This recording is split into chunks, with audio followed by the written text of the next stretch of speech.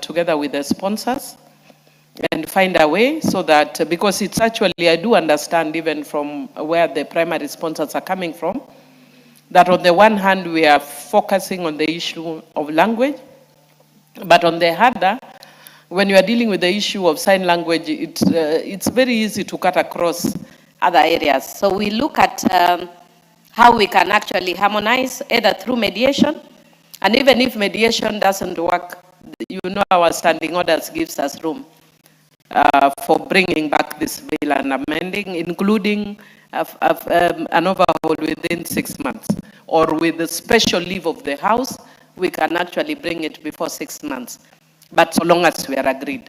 So I think it's something that we can do and give the House a way forward so that we don't let our people with disabilities struggle and suffer because of our own defect. Otherwise, I congratulate Tumi.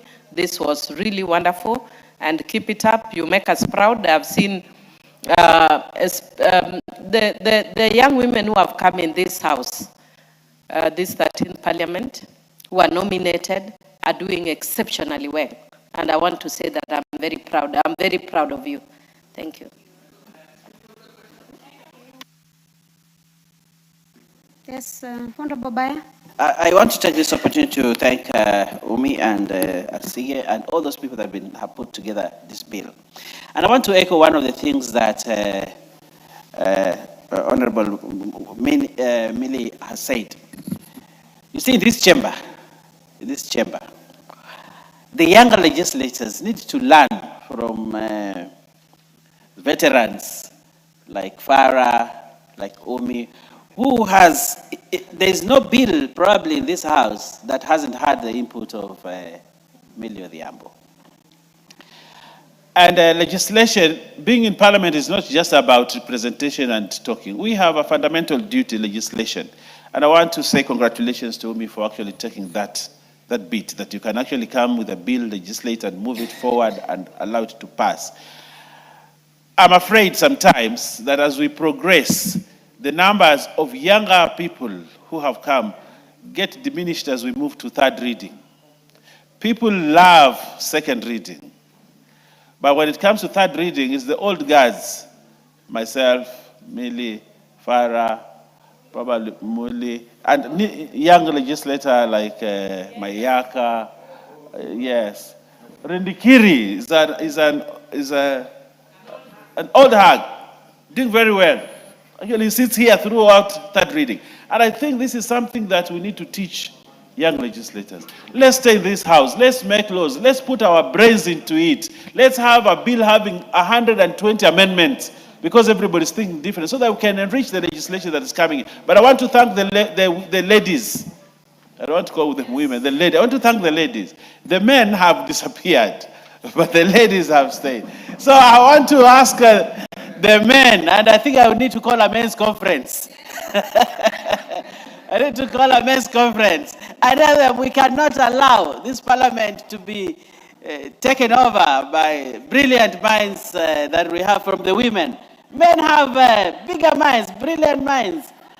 And they need to bring them here so that we can input in the legislation of this country. I congratulate and say I support. Thank you very much. Thank you, Speaker. I want to take this opportunity to thank the members who have come out to support this particular bill. I also want to appreciate the Kenya National Association for the Deaf for also taking part in the drafting and their contribution to this bill. My colleague, Senator Crystal Asige, who has been very supportive at the Senate, especially during the contributions and the passing of the bill, together with Senator Kamar. I also want to appreciate the stakeholders who took part in supporting this particular bill. Mr. Speaker, one of the dreams I had when I was nominated to this House is to bring a bill on Kenya Sign Language. I used to lobby the members of Parliament between 2018 up until 2022 without knowing I would ever have a chance to sit in this House. And I had sent this draft to so many members at that time. And I'm grateful to Allah because He gave me the opportunity to serve in this house and to see how far this bill has come. It's a passion project for me. It is a challenge that I've experienced firsthand because I deal with many, gone through the stages it has gone to, and we are here today, Mr. Speaker. I want to also inform the House that Kenya as a country will be among the 5 countries to have passed this bill.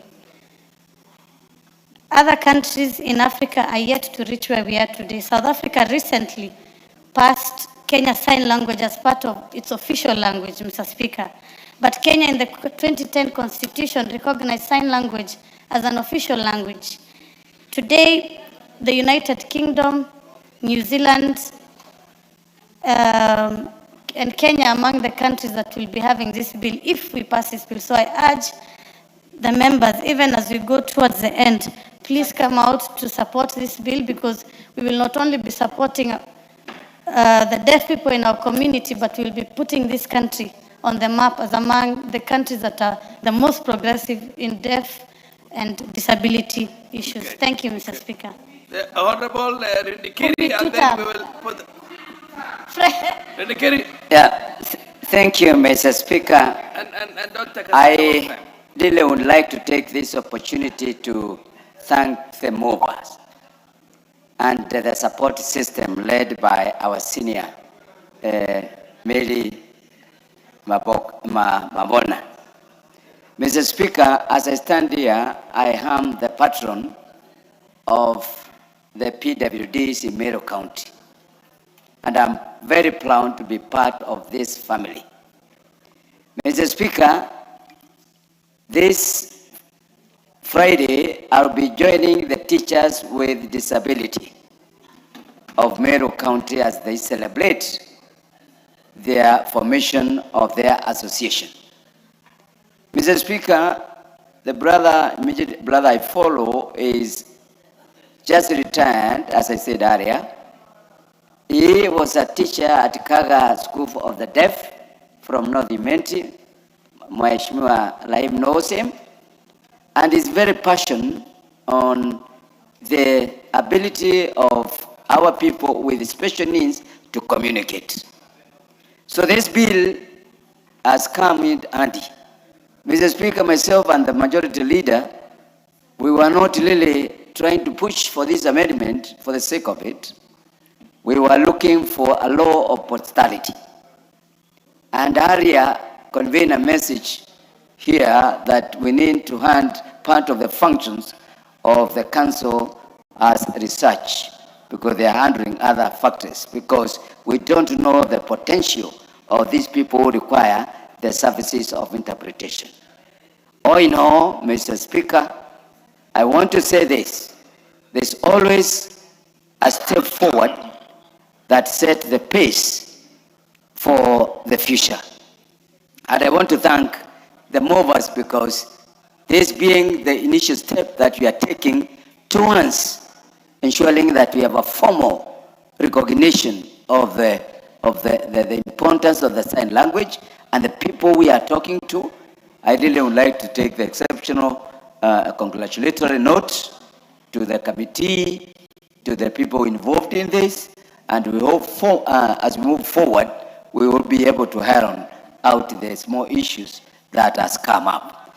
We look forward that the Senate will also relook at it. Conclude. And we really build this so that we don't find ourselves back here trying to bring those amendments. I thank you, Mr. Speaker. I thank the mover. Thank you. Honorable members, I now put the question, which is that the Kenya Sign Language Bill, Senate Bill number 9 of 2023, be now read at that time. Will as many of the opinion say aye? Aye. Will as many of the contrary opinion say nay? The ayes have it. Next order.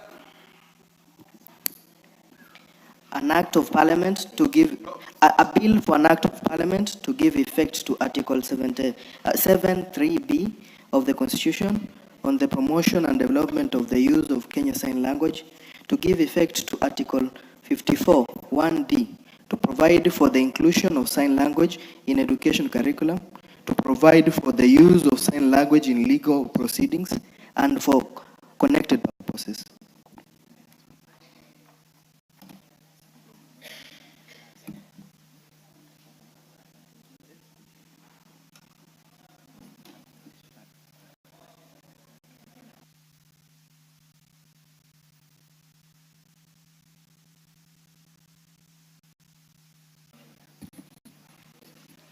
Next order. Order number 9, the Penal Code Amendment, Bill, National Assembly Bill number 53 of 2024, second reading, resumption of debate.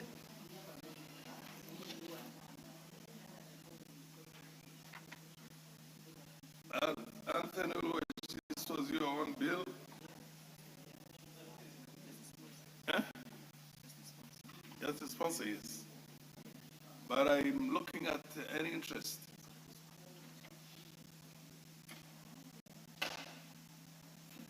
Emilio Diambo is. Oh.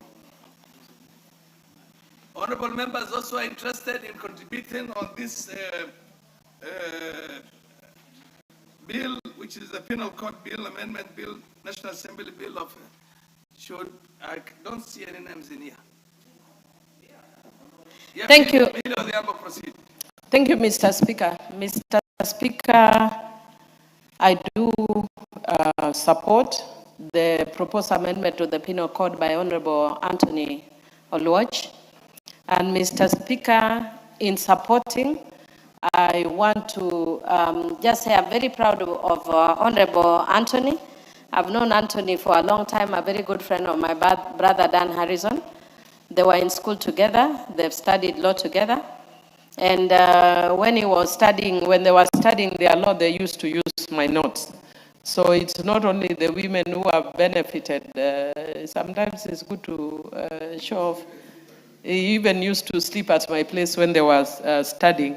So I'm very proud that he's very focused at doing a very, very good job. And Mr. Speaker, one of the challenges that we have faced in dealing with the issue of suicide as a country is the fact that we criminalize the act of suicide, which is actually a disease. Mr. Speaker, it's also similar to how we deal with alcoholism or addiction, that you find somebody sitting down and trying to lecture a person who is an alcoholic about. I want to remind you that that singular meeting was not the beginning of this initiative. Since the founding of our republic, the performance of the right to protest has always been fraught with difficulty. Cast our eyes over the horizon and behind ourselves, and we know that the genius of ODM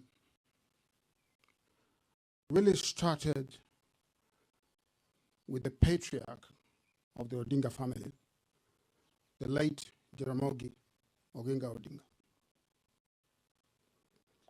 It is that spirit that has been carried right through Raila Odinga and now Dr. Oburu Odinga, with the membership, the countrywide membership of the various political formations that have been led at different times by members of this family. And so I want us, first of all, to recognize that sacrifice, that fight for democracy has always resided in a conscience of that family and this political party. To say, Your Excellency, that this political party has borne the brunt, as has been mentioned here, of the fight for the good society. We know, Your Excellency, if we look back to events of the past,